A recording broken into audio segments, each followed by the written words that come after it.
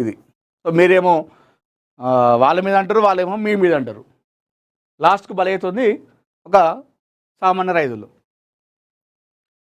ఈ కథ ఈ ఢిల్లీకి సిద్ధరామయ్య ఇది కథ ఒడుస్తలేదు, అది అటైతే ఇటైతే అన్నట్టుంది వీళ్ళ కథ. ఢిల్లీకి సిద్ధరామయ్య, రాజ్యసభలో ప్రతిపక్ష నేత ఆఫర్, సీఎం మార్పుపై చర్చ జరగలేదన్న కేసీ వేణుగోపాల్, కర్ణాటకం ఆసక్తికరం.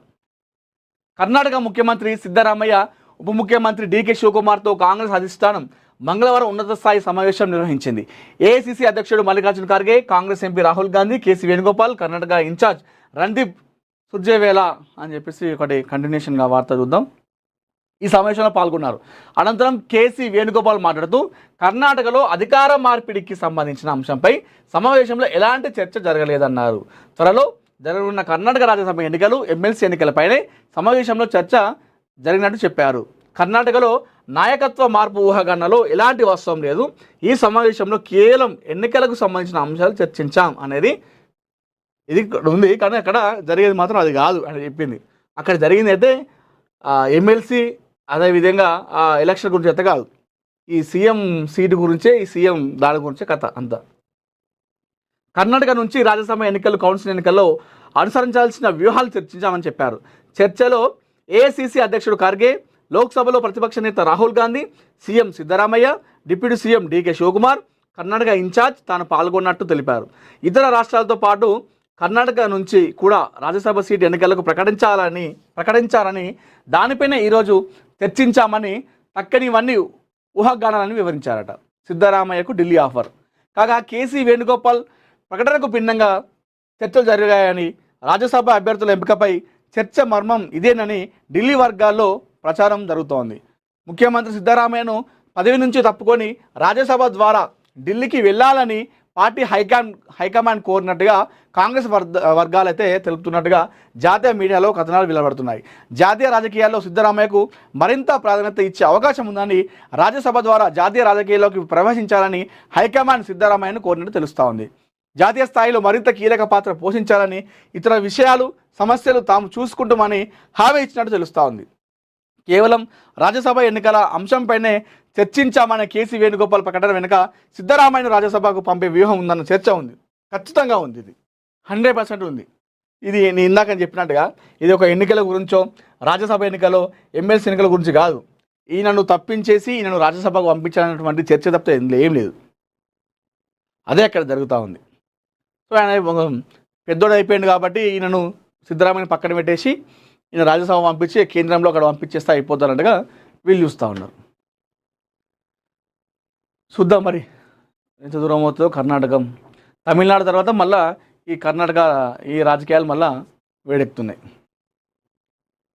గ్రామ పంచాయతీ సిబ్బందికి గుడ్ న్యూస్. ఇక ఐఏఎస్లతో సమానంగా 1వ తేదీన జీతాలు. ప్రతి నెల 50 కోట్లు ప్రత్యేకంగా మంజూరు. జీతాల చెల్లింపులు ఒక్కరోజు ఆలస్యమైన అధికారులపై కొరడా. ట్రెజరీకి బదులు నేరుగా బ్యాంకు ఖాతాల్లోకే పంచాయతీల సొంత ఆదాయం. పోస్ట్ ఆఫీసుల ద్వారా కాకుండా లబ్ధిదారుల ఖాతాలోకి నేరుగా పింఛన్లు. సీఎం రేవంత్ రెడ్డి సంచలనం. ఒకవేళ కనుక ఇది చేస్తే మాత్రం నిజంగా హ్యాట్స్ ఆఫ్ చెప్పాలి రేవంత్ రెడ్డి గారికి, నిజంగా హ్యాట్స్ ఆఫ్ చెప్పాలి. అది చిన్న విషయం కాదు, ఎందుకంటే గ్రామ పంచాయతీ సిబ్బంది గురించి ఇంత మంచిగా ఆలోచించి, సో ఐఏఎస్లతో సమానంగా 1వ తేదీన జీతాలు, అదేవిధంగా వాళ్ళ కోసం 50 కోట్ల మంజూరు అంట. ఒక్కరోజు కూడా ఆలస్యమైన కూడా అధికారులపై కొరడా. ఇది తీసుకోవాలి, ఎందుకంటే గ్రామ అభివృద్ధే దేశ అభివృద్ధి అని చెప్తూ ఉంటారు. అలాంటి గ్రామ అభివృద్ధిలో ఈ గ్రామ పంచాయతీ సిబ్బంది ఏ విధంగా పనిచేస్తున్నారనేది మన అందరికీ తెలిసిందే. దేశానికి పట్టుకొమ్మలు గ్రామాలే. సో వాళ్ళ గురించి ఖచ్చితంగా రేవంత్ రెడ్డి గారు తీసుకున్న నిర్ణయం ఇది చాలా మంచి నిర్ణయం. నిజంగా ఈ పోస్ట్ ఆఫీసుల ద్వారా కాకుండా కూడా లబ్ధిదారుల ఖాతాలోకి నేరుగా ఫింక్షన్లు అట, ఇది కూడా చాలా బాగుంటుంది. పాపం వాళ్ళు పోస్ట్ ఆఫీస్కి వెళ్తేనేమో ఒకసారి పోస్ట్ మాస్టర్ ఉండరు, వాళ్ళు ఇచ్చేవాళ్ళు ఉండరు. రేపురా ఎల్లుండరా అంటారు, అక్కడ వెళ్తే మళ్ళీ లైను, పాపం ముసలోళ్ళు. ఇప్పుడు అట్లా ఏం లేదట, డైరెక్ట్ వాళ్ళ ఖాతాలోకి వెళ్తాయట. ఈ నిర్ణయాలు తీసుకోండి రేవంత్ రెడ్డి గారు. సో చాలా మంచి నిర్ణయం అని చెప్పుకోవాలి.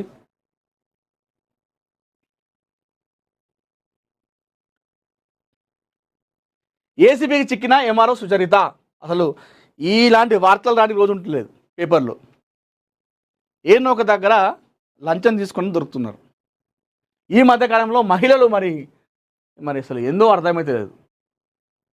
ఒకానొక సందర్భంలో ఎక్కువ ఈ ఆఫీసర్లు మగవాళ్ళు ఎక్కువ ఇలా లంచాలు తీసుకునే వాళ్ళు. ఈ మధ్యకాలంలో లేడీస్ కూడా మేము ఉన్నామంటూ ముందుకు వస్తున్నారు పోటాపోటీగా. మరో అవినీతి తిమింగలం ఏసీబీకి చిక్కింది. ఏసీబీ అధికారులకు షామీర్పేట ఎంఆర్ఓ సుచరిత రెడ్ హ్యాండెడ్గా పట్టుపడ్డారు. భూమి నాల కన్వెన్షన్కి సుచరిత ఎకరాకు 1,00,000 రేట్ కార్డు ఫిక్స్ చేసిందట. 30 ఎకరాల భూమి కన్వెన్షన్కి 30 లక్షలు డిమాండ్ చేశారు. ఇంకెందుగా 30 లక్షలు అంటే ఏంది మామూలు విషయమా? 30 లక్షలట సుచరిత మేడం. ఆ మేడం చూస్తేనేమో మంచిగా అసలు ఎంత అదే దాన్ని ఏమంటారు, అన్యాయం కోసం ప్రశ్నించేటట్టు పేద ప్రజల కోసం నేను అహర్నిశలు శ్రమిస్తానట్టుగా కనిపిస్తూ ఉంది అక్కడ. కానీ ఆమె ఎకరాకు 1,00,000 చేసిందట, 30 ఎకరాకు 30 లక్షలు డిమాండ్ చేసిందట మేడం. ఇందులో భాగంగా అడ్వాన్స్గా సుచరిత కార్ డ్రైవర్ 2 లక్షలు తీసుకున్నారు. ఆ డబ్బును సుచరితకు ఇస్తుండగా ఏసీబీ అధికారులు ఆకస్మిక దాడులు చేశారు. డబ్బు గురించి ప్రశ్నించగా సుచరిత ఆమె డ్రైవర్ నీళ్లు నమ్మినారు. రంగారెడ్డి ఏసీబీ డీఎస్పీ ఆనంద్ కుమార్ నేతృత్వంలో ఈ తనిఖీలు చేపట్టారట. ఏదేమైనప్పటికీ కూడా ఇంతగా ఉత్తమ్ గారు చెప్పింది ఇదే. ధాన్యంపై రాజకీయం. రాష్ట్రంలో పండిన ప్రతి వరి గింజను సేకరించి రైతులకు అండగా నిలవాల్సిన కేంద్ర ప్రభుత్వం తన బాధ్యతల నుంచి పూర్తిగా ముఖం చాటించిందని రాష్ట్ర ప్రభుత్వం ఫైర్ అవుతుంది. అయినా సరే అన్నదాతను ఆదుకోవడమే ధ్యేయంగా రాష్ట్ర ప్రభుత్వం పట్టుదలతో ముందుకు సాగుతుంది. కేంద్రం నుంచి ఆశించిన సహకారం అందకపోయినా గత ఏడాది కంటే రికార్డు స్థాయిలో ఏకంగా 5,000 కోట్లు అదనంగా ఖర్చు చేస్తూ ధాన్యం కొనుగోలును ఉధృతంగా కొనసాగిస్తోంది. రాష్ట్ర వ్యాప్తంగా ఇప్పటి వరకు దాదాపు 54 లక్షల మెట్రిక్ టన్నుల సేకరణ పూర్తి చేసి 48 గంటల్లోనే నిధులు జమ చేస్తూ ప్రభుత్వం సరికొత్త రికార్డు సృష్టించిందట.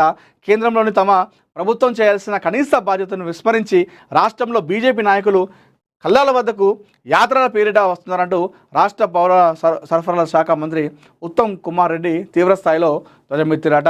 నిజానికి తెలంగాణలోని 70 లక్షల మెట్రిక్ టన్నుల ధాన్యాన్ని కేంద్రం కొనాలి, కానీ అక్కడ చేతులు ఎత్తేసి ఇక్కడ కళ్ళలో రాజకీయం చేయడం సిగ్గుచేటు అంటూ మంత్రి నిప్పులు చెరిగారు. నేను ఏం చెప్తున్నా, ఇక్కడ వాళ్ళకి లేదు, ఇక్కడ వీళ్ళకి లేదు. వీళ్ళేమో కేంద్రం అంటారు, బీజేపీ నాయకులేమో కాంగ్రెస్ని అంటారు. మధ్యలో ఇక్కడ వాన కొట్టినా అక్కడ వడ్లు మొత్తం మురికాల్లో కలిసిపోతున్నాయి. అక్కడ లాస్ అయ్యేది రైతే.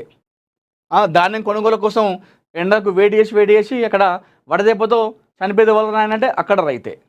ఏం చెప్తాం, వాళ్ళ మీద వీళ్ళ మీద ఇట్లా పబ్బం గడుపుకోవడం. కానీ రైతన్నులకు సాయం చేసేటోడైతే ఏ ప్రభుత్వాలు లేవు. రైతే రాజు అని చెప్పేసి అంటారు. రైతుల సంక్షేమం కోసమే ప్రభుత్వాలు ఏర్పడతాయి, కానీ తీరా అధికారంలోకి వచ్చిన తర్వాత అది శూన్యం. గ్రామ పంచాయతీ సిబ్బంది ఇందాక మనం చదివింది. సో ఇది ఒకవేళ నిజంగా ఒక మంచి తీసుకుందని చెప్పాలి ఈ విషయంలో. ఇది మరి రేవంత్ రెడ్డి గారి ఆలోచన, లేదంటే వెనకాల అధికారులు ఇచ్చిన ఆలోచన, కానీ చాలా మంచి నిర్ణయం. దీన్ని ఇంప్లిమెంటేషన్ చేస్తే మాత్రం చాలా బాగుంటుంది. గ్రామ పంచాయతీ సిబ్బందికి ఇంకా మనం గౌరవ వేతనం కూడా పెంచుకోవాలి, ఖచ్చితంగా పెంచుకోవాల్సిన అవసరం ఉంది. పొద్దున లేచినప్పటి నుండి మనిషి పడుకునే వరకు కూడా అలసట అనేది లేకుండా పనిచేస్తూ ఉన్నాడు గ్రామ పంచాయతీ సిబ్బంది. అలాంటి వారి గురించి ఆలోచించడం అనేది మంచి ఒక శుభపరిణామం అని చెప్పుకోవాలి.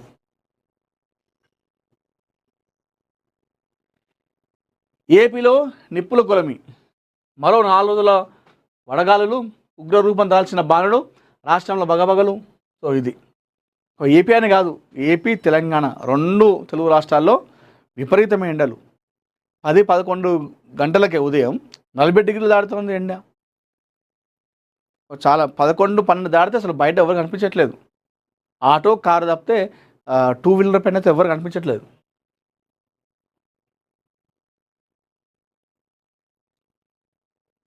ప్రతి పౌరుడికి పబ్లిక్ వైఫై అంట కేంద్ర మంత్రి పెమ్మసాని. పీఎం వాణి ద్వారా ప్రతి పౌరుడికి సులభమైన పబ్లిక్ వైఫై అందుబాటులోకి తీసుకురావడమే ప్రభుత్వ లక్ష్యమని కేంద్ర కమ్యూనికేషన్ల శాఖ సహాయ మంత్రి పెమ్మసాని చంద్రశేఖర్ స్పష్టం చేశారు. మంగళవారం న్యూఢిల్లీలో పీఎం వాణి అమలుపై ఉన్నతాధికారులతో కేంద్ర మంత్రి పెమ్మసాని చంద్రశేఖర్ సమీక్ష నిర్వహించారు. ఈ సందర్భంగా ఆయన మాట్లాడుతూ ప్రస్తుత డిజిటల్ యుగంలో విద్యార్థులు, ప్రయాణికులు, చిన్న వ్యాపారులు, ఉద్యోగులు సహా ప్రతి ఒక్కరికి ప్రజా వైఫై కీలక ప్రజాసేవ